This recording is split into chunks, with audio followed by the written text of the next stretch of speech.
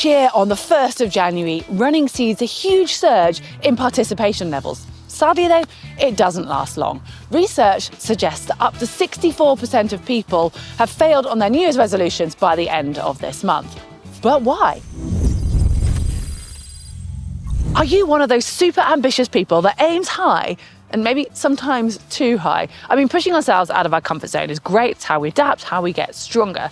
But it's tempting when you're sitting at home in the warmth and comfort of your sitting room, maybe after a glass of vino or two, you're thinking about your goals, to maybe go a little bit too big and get ahead of yourself. Now, I am not someone to sit here and ever tell you you can't do something, but it's probably a good time to just mention the acronym SMART goals. Now, I'm not going to go into detail on all of those points today, but I do want to highlight two of the relevant ones. Make it achievable.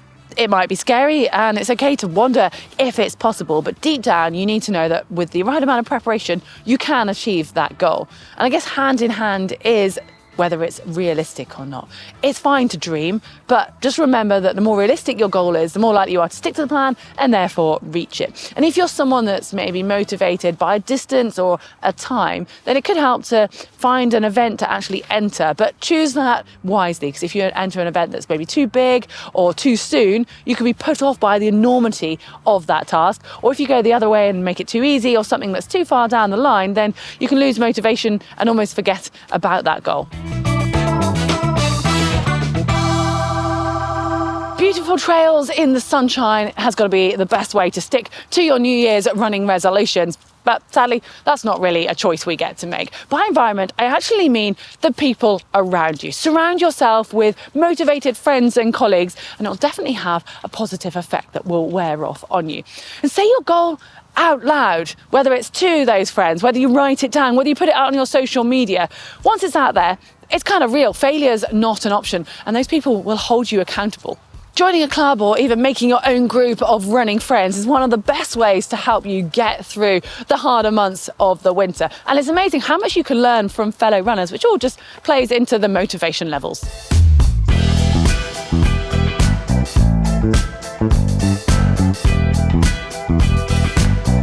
Having comfortable kit that keeps you warm and dry, or cool and dry if you're in the southern hemisphere, is key. Now, if that means investing in a new jacket or a pair of gloves, then see it as motivation. It's going to help you get out the door that much more easily because, you'll be comfortable, but also the fact you've parted with some hard-earned cash.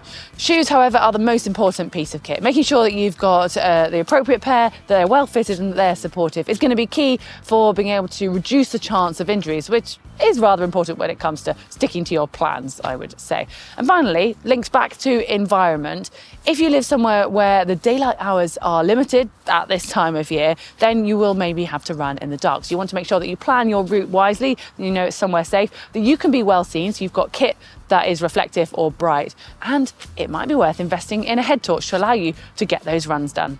Apparently, on average, it takes 66 days to create a habit. That is just over 2 months. Now, you might get there quicker. It might take you a little bit longer. It's not set in stone, but why not just pop that date in your diary as a bit of a mid-term goal that you know that if you've got that far, you're really going to be well on the way to making running become part of your everyday life. But do remember that bumps in the road can happen. Nothing in life is smooth, whether that's a bit of an illness, you've got a deadline at work, or maybe some family commitments. It just means you have to have a few days off from running. Now, just don't panic about that. And whatever you do, don't try and make up for those lost days. Just move on and you'll soon get back onto track. It might take a little bit longer for that habit to form, but you're still going to get there. If you're watching this now and you're still on target with your running goals, then congratulations. You have made it past Quitter's Day and you're well on the way to making running a habit for life. Well, happy running. If you have enjoyed this, we'd love to see your support at the channel by hitting the thumbs up button. And if you're not yet a subscriber, well, jump on board by subscribing now.